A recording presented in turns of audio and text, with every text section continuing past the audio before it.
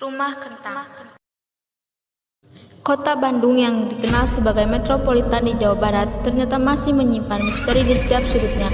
Salah satunya adalah Rumah Kentang yang berada di Jalan Aceh, Kecamatan Sumur, Bandung, Kota Bandung, Jawa Barat. Dari mitos yang beredar, konon warga kerap mencium bau kentang saat melintas ke rumah dengan gaya Art Deco tersebut. Bau kentang tersebut kerap dikaitkan dengan hal mistis, bahkan rumornya ada seorang anak kecil berkebangsaan Belanda yang masuk ke kuali kentang. Anak kecil tersebut meninggal tanpa diketahui. Pasalnya orang-orang Belanda tengah berpesta saat itu. Alhasil bau kentang pun menyeruak sebagai tanda arwah anak kecil tersebut yang penasaran. Belum lagi mitos lainnya tentang keberadaan anjing siluman yang kerap berjalan-jalan di sekitar rumah kentang tersebut, menambah kesan angker dari rumah tersebut. Rumah Pocong Sumi.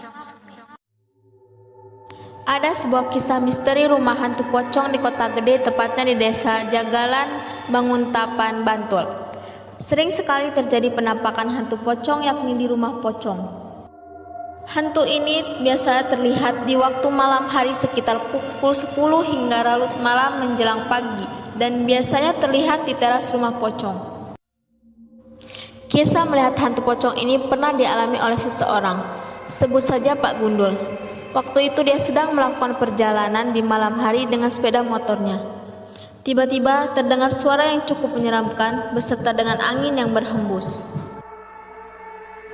Hantu pocong biasanya memang akan mengeluarkan suara seperti suara gangsing ketika sedang terbang. Namun, hantu di rumah pocong ini adalah pocong perempuan yang sering disebut sebagai pocong sumi. Pocong ini biasa mengeluarkan suara seperti kuntilanak yang sedang tertawa. Hantu ini juga biasanya membawa api biru atau merah sehingga wajahnya dapat terlihat dengan jelas.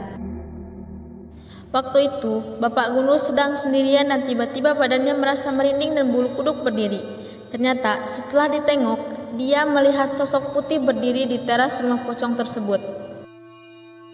Karena ketakutan, Pak Gundul pun mengendarai sepeda dengan keseimbangan yang kurang.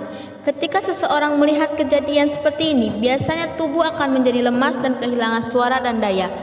Inilah yang menjadikan seseorang seperti terhipnotis oleh kekuatan dari hantu tersebut. Kisah horor seperti ini bukan hanya dialami oleh satu orang. Dahulu juga ada orang yang pulang larut malam dan melewati kampung tersebut. Suasana yang mencekam ini memang sangat cocok bagi hantu yang senang berkentayangan.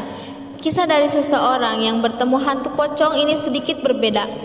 Cerita horor mengenai hantu pocong di rumah pocong ini memang sudah menjadi cerita umum. Rumah pocong ini dahulu adalah rumah orang kaya yang sudah ditinggalkan. Konon, yang menghuni rumah itu bukan hanya hantu pocong saja, melainkan banyak makhluk gaib lainnya seperti kuntilanak, gundurwo, dan hantu lainnya. Jika dikunjungi siang hari, rumah pocong itu terlihat seperti rumah biasa dan memang sedikit terawat.